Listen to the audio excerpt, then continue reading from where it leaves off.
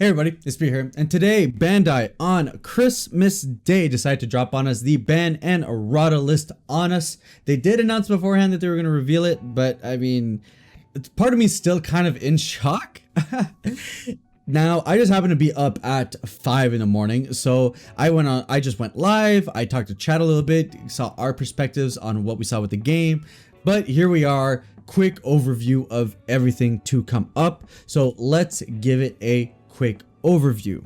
Not too much has changed, but a decent amount that is significant enough to talk about. So here's the strategy page. This gives down, their breakdown of why they did what they did, the changes that came. So announcement, Universal Warrior 03 changes to the ban and errata and limited card list. Greetings DBS CG fans. With the release of UW03, we're adding one card each to the banned, limited, and errata list respectively. In addition, we've also made the decision to introduce a new best of one banned list and are adding one card to it.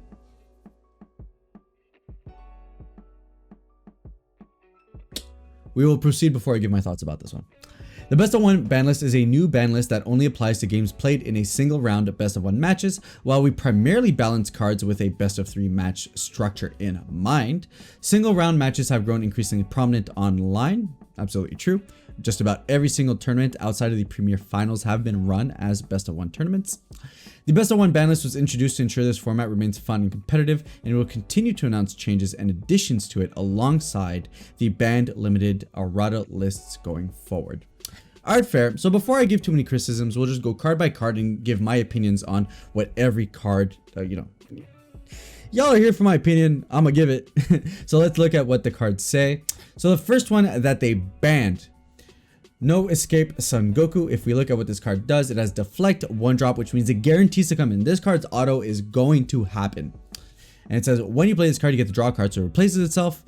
And players can't use non-keyword skills to return battle cards in the battle area to their own hands during their turn for the duration of the turn.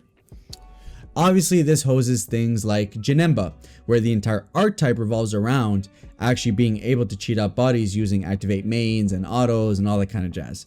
So obviously, not great for design space for current decks in set 12, and even then moving forward, sets beyond that do let themselves be restricted by this one card.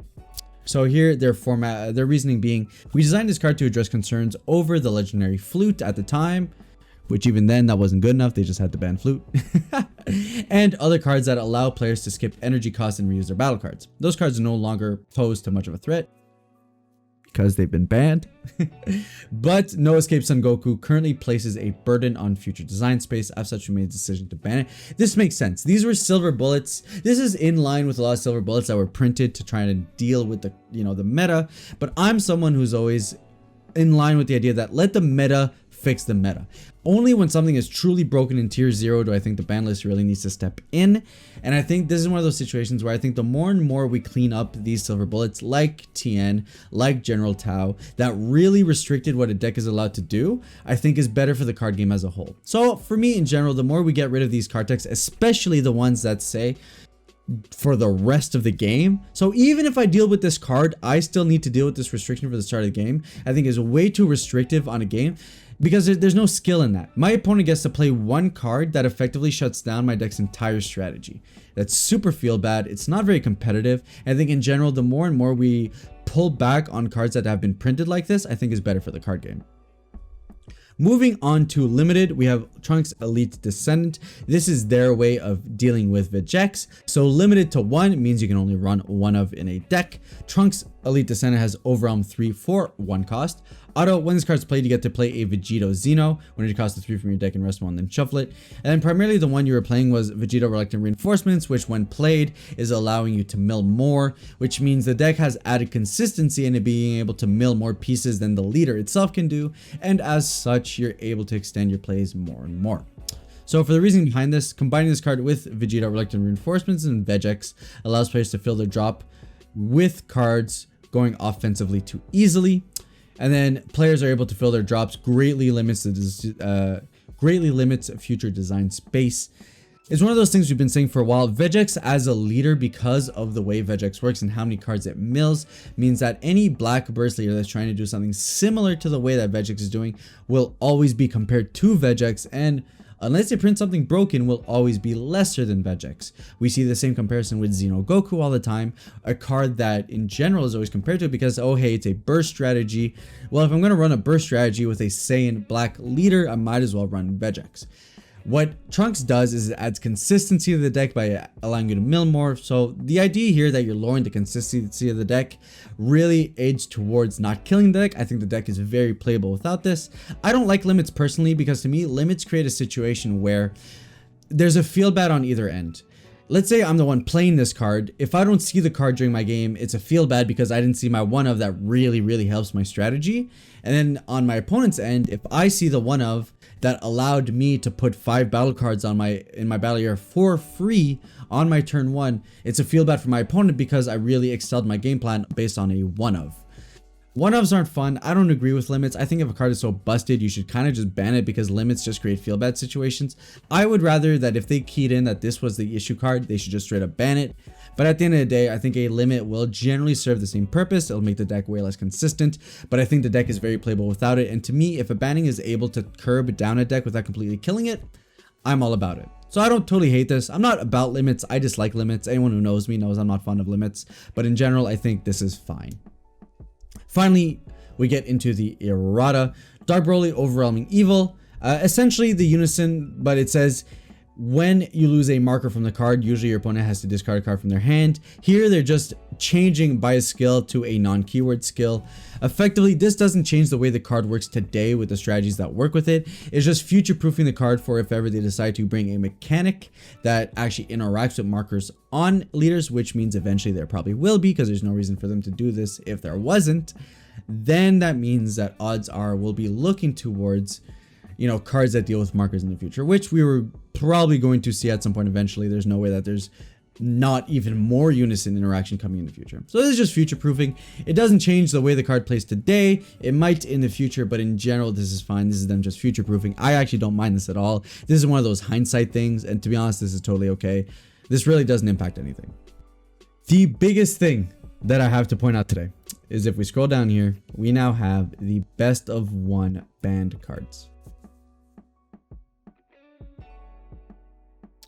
Reboot Gohan, Father and Son Kameya, Goku, and Gohan return. Auto when this card attacks, draw a card, not once per turn. Activate battle. During your turn, you get to choose one card in your life and place in your drop area. If you do, the card gets 10k and triple strike, turning it into a 25 triple striker for the turn. And then activate main. Once per turn, you get to switch to active mode, and then you lose the game at the end of the turn. Meaning that if you awaken on the turn that you swing with your unawakened side and you restand, this is a triple striking leader 3 times that can pop off on turn 2, which is, guys, you guys, I'm the Gohan Slayer. Y'all already know my opinion on this leader. I think this leader is dumb, but in general, I think you can work around it. Let's look at the reasoning. This card creates one-sided games that require players to build their deck specifically to counter it, inhibiting fun and competitiveness in a best of one format. My issue with creating a best of one banned card list is that if you're saying a card is so strong that it is warping an entire metagame around it, then odds are that that card's probably too strong in best of threes too. This card is ridiculous even in best of threes. This year alone, we saw it win the Las Vegas Regionals, and we've seen it win, I think, the Premier TO Finals, and that was a best of 3 event. Both of which were best of 3s, and it's still won because this deck is ridiculous. My issue is that if we're saying this card is too strong in best of 1s, this deck is too strong in best of 1s, but you know, best of 3 you guys can deal with it. I agree, this matchup is significantly easier in best of 3s. I have more options to deal with it, I can board in more negates, there are ways for me to deal with it. But the problem is, what you're effectively saying by creating a best of one banned card list is that I, as a player, need to just deal with the fact that because I'm not going to warp my deck around this one deck in a best of 3 format, when I do go up against it, I just need to accept that I have a round 1 loss most of the time. This deck is so warping that warps best of 1s it warps. That means it warps the first game of a best of threes. I'm not gonna meta deck for this one in my main deck, which means I'm just gonna probably lose round one. And then I'd like to add on top of the fact that it's not just me, the defending player, who gets to decide deck. It is my opponent who gets to decide deck, which means he gets to tune his Gohan deck to what I'm going to bring in to tune against him. And I think in a world where a card is so strong in best of ones, it effectively translates to this deck is really strong in the first game of a best of three. And as such, I think that is so warping in its own right that if you identify a card is too broken in best of ones, it is too broken in best of threes. Now here's the thing, I think this deck can be dealt with, and at top we even see that Bandai says they create cards with the best of three format in mind. Now if this was a temporary ban list just for the best of one format, I'd be okay with this, because I'd be saying, you know what, fine, the card is too pushed, but in a best of three world we can probably work around it. Okay, but we're not in a best of three world, we're in a best of one world, and this seems permanent, and that I dislike, because eventually the game will go back to competitively being played on a best of three stage, and cards are developed with best of three in mind. So let's not cater too hard to best of ones, and even then, if something is too good in best of ones, odds are it's too good in the first game of best of threes, which completely warps an entire matchup and all. So I'm just left here saying that, guess what? If Father Son, Goku, and Gohan are too strong in best of ones and they warp that, I think they'd be just as warping in best of threes, because you're essentially conceding to the fact that the deck probably will just win game one, and the onus shouldn't be on the players to deal with the fact that a deck is so strong it'll win the first game of a best of threes, and then you're on the back foot for the next two games. Now I'm not saying it's impossible. I've beaten a ton of Gohans haven't won every single tournament out there. The deck can be beat, players do it all the time. But if we're going to say this is too good at best of ones, then just say it's too good in general and just get rid of it. This aspect I disagree with, but overall I actually do generally agree with the ban list. I think they made a lot of great changes. If we just do a quick overview, I think the Broly one doesn't matter. This is just future proofing. This doesn't really change much in the context of cards that we play with today. The Trunks lowers the consistency of Vegeks decks. I think if a card is too good, just get rid of it, because the limited situation causes one of those situations where one player is going to feel bad anytime this card comes up or doesn't come up. So why not just get rid of these feel bads? Is this card too consistent? Then just get rid of it. And if you got rid of this card, I think the deck is still fine. Is it as busted as it would be? No, but it'd still be able to function regardless. This is fine. Let's get rid of these silver bullets. These silver bullets are not healthy for the game, and the game would just benefit to not have them. With that said, guys, what do you guys think of the Bandai and Errata list? I don't know. I think overall it's pretty okay. Obviously, you guys heard some parts I'm not okay with, but in general, I'm fine with this. I think they can still unban cards. So hashtag unban Cell, hashtag unban Bardock. I think those cards could come back just fine. But with that said, guys, let me know in the comments down below.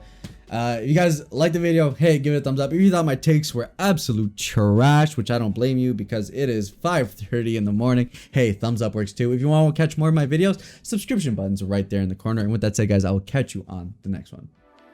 Ciao.